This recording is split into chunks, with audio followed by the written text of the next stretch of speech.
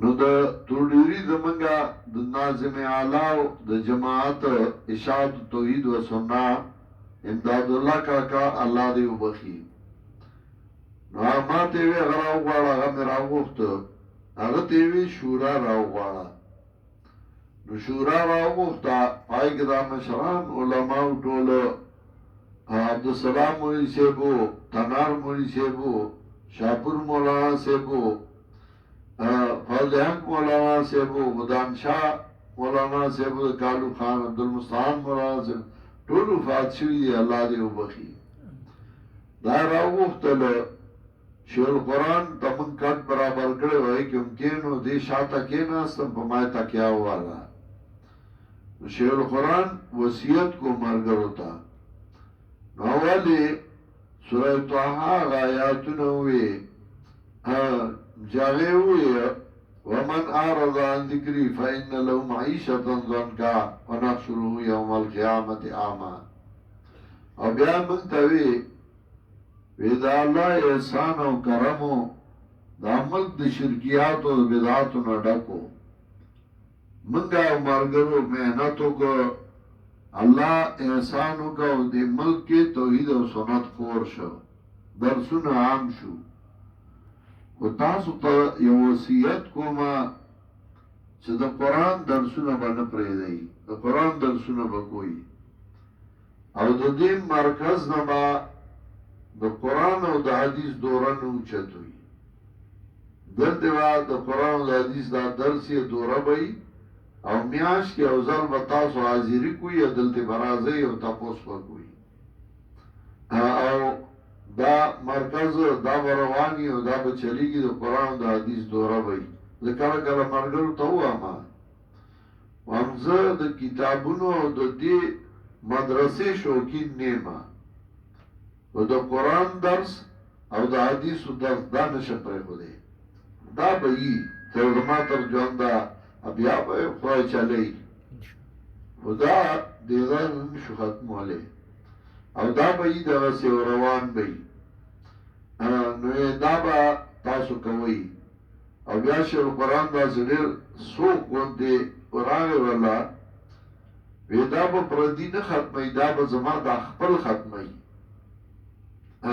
او چا چې دې روانولو کوشش وکړ الله دې په اولادو شرموي او شیخ القرآن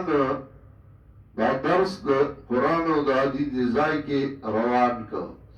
چې وصیت ختمو نو بیا دا آیاتونه وی فاستمسک بالذی اوحی الیک انک علی صراط مستقیم وانه لذکر لک ولقومک وسوف تسألون او تاسو نه به تاسو کو کې دې شي بیا موږ ورسره وعده کړې و ټولو مرګرو کړه وعده او اکثرو ټولو هغه وعده پوره کړې و پای کې اوس لږ کسان به ژوندي دا مومن ګلم پکې وو نو څه کسان وو چې هغه به ژوندي موږ وعده کړې وه چې موږ به د قرآن درسونه دا نه پرېږدو او هغه بیا ملګرو به لیکلو چې میری موت یہ نہیں کہ مجھے آسودہ خاک کر دے میری موت یہ کہ قرآن کریم کی دروس کو چھوڑ دے زما مرگ دانے چې ما خاورو کی خخ گئی آسودہ خاک کر دے زما مرگ دانے چې تاسو د قرآن درسونه پرېږدئ او ما بیا هغه وصیت اشعارو کې هم لیکلی و فاستمسک بالذی اوحی الیک شیخ القرآن ضیاء النور کې لیکلی دي دا خبره لکه په غور واورئ شیخ القرآن ضیاء النور کې لیکلی دي چې کله شیطان پوه شي چې مسله خوره شوه نو بیا خلک په هغه خبرو اخته کی چې هغه اهمې نه وي هغه د ائمو میاس کې اختلافي مسایلي او دا دې دپاره یې په هغې اخته کی چې هغه اصل مسله دې نه پاتې کی زه ډېر افسوس سره دا خبره کوم چې هغه مسایل هغه ختم شوي وو اشاعت ته لار کولاو شوې ده د توحید او سنت اشاعت ته د رد شرک او د بدعت ته و زما بعضې ملګري او بیا پردي هغوی اړم شي نو هغوی په هغه مسایلو کې ونخلي چې هغه مالایاني دا امام میاز کې اختلافي مسایل دي او یو کینی نو فیسبوک ته د خپل فالوور د زیاتولو لپاره نو هغه اړم شي نو د هغوی مشرانو ته کنځل کوي هغوی اړم شي نو زمونږ مشرانو ته کنځل کوي دی اړم شي نو دی دبکې کوي او چیلنجونه او هغه اړم شي نو دبکې او چې څه ضرورت دی حاجت څه دی د دې مسایلو څه ضرورت دی او موږ ته خو شیخ القرآن دا نه وښیلي چې چاته کنځل وکوي موږ کنځل ما زه خو چې د